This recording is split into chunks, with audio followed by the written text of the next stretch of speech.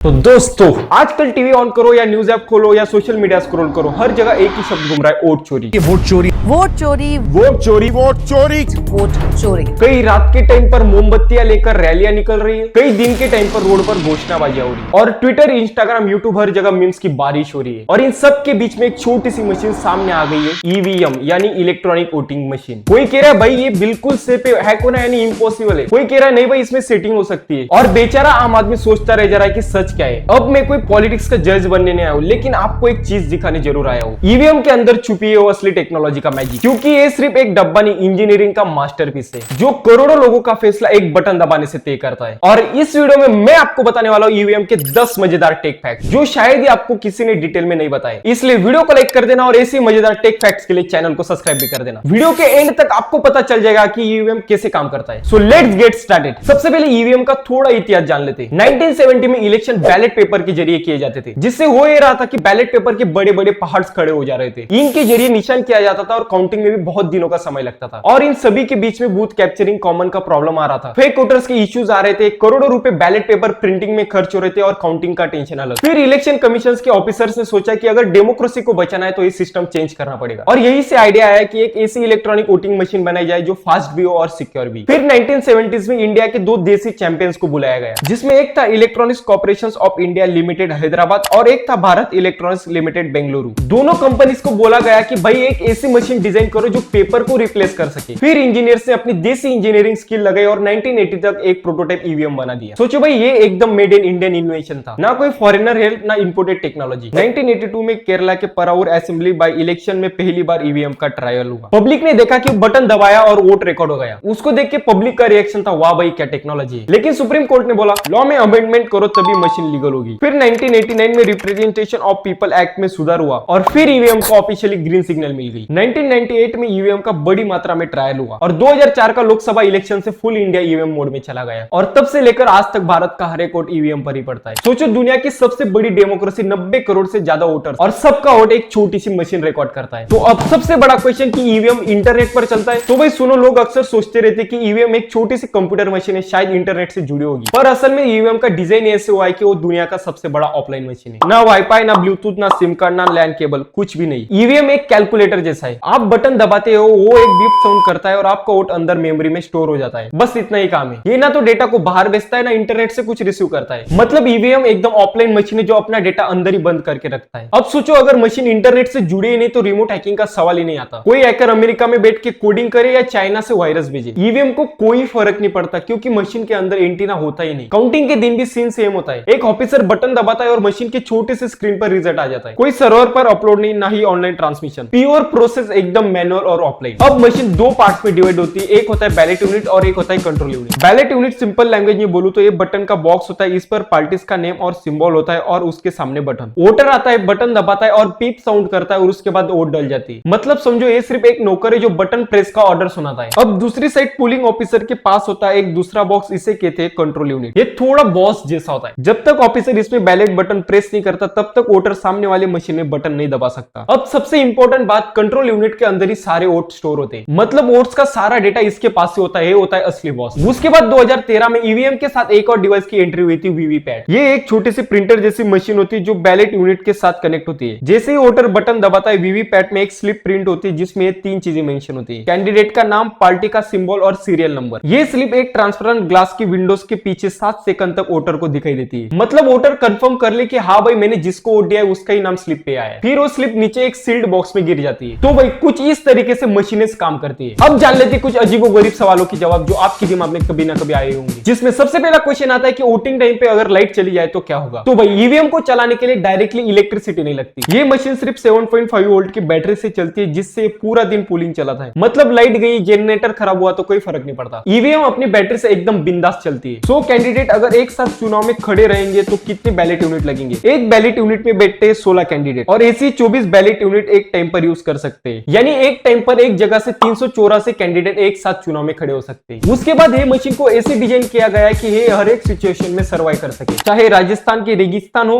लद्दाख के बर्फ या आसाम के जंगल। ईवीएम हर जगह काम कर सकती है। जब वोटिंग खत्म हो जाती है तो मशीन सील हो जाती है, उसके अंदर की मेमोरी लॉक हो जाती है। ये लॉक एक तरह का डिजिटल ताला होता है जो सिर्फ काउंटिंग के दिन ही खुलता है। ईवीएम एक नॉर्मल पेन ड्राइव या हार्ड ड्राइव जैसी नहीं होती। ये सिर्फ वोट का नंबर स्टोर करती है, ना कि किसी ने किसको वोट दिया। मतलब 100% सेफ। एक ईवीएम मैक्सिमम 2000 वोट स्टोर कर सकता है, जो एक बूथ के लिए काफी होता है। ईवीएम के अंदर लगाई जाती है ओटीपी चिप, यानी वन टाइम प्रोग्रामेबल चिप। ये ईवीएम की सबसे बड़ी सिक्योरिटी होती है, जिसमें प्रोग्राम एक ही बार लिखे जा सकते हैं। हर वोटर सिर्फ एक ही बार बटन दबा सकता है, अगर दोबारा ट्राई करेगा तो मशीन रिस्पॉन्स ही नहीं देगी। मतलब बूथ कैप्चरिंग या डुप्लीकेट वोटिंग का झंझट ही नहीं। लास्ट में वोटिंग के बाद मशीन को टेम्पर प्रूफ सील के साथ पैक किया जाता है और काउंटिंग के दिन तक उसको तोड़ना नामुमकिन होता है। अब ईवीएम के पहले इलेक्शन में लाखों करोड़ों बैलेट पेपर प्रिंट होते थे, मतलब जंगल के जंगल काटे जाते थे। और अब ईवीएम के आने के बाद ये सब बंद हो गया और अब इलेक्शन में लाखों करोड़ों पेड़ बचते हैं। मतलब ईवीएम ना सिर्फ टेक्नोलॉजी है बल्कि एक ग्रीन वॉरियर भी है। तो दोस्तों ये थे कुछ जबरदस्त ईवीएम के टेक फैक्ट्स जो शायद आपने पहले कभी सुने होंगे। अगर वीडियो इंफॉर्मेटिव लगी हो तो वीडियो को लाइक करना, अपने दोस्तों के साथ भी शेयर करना और चैनल को सब्सक्राइब करना मत भूलना, ताकि मैं आपके लिए ऐसे टेक कंटेंट लाता रहता हूं। मिलता हूं नेक्स्ट वीडियो में, तब तक के लिए बाय बाय।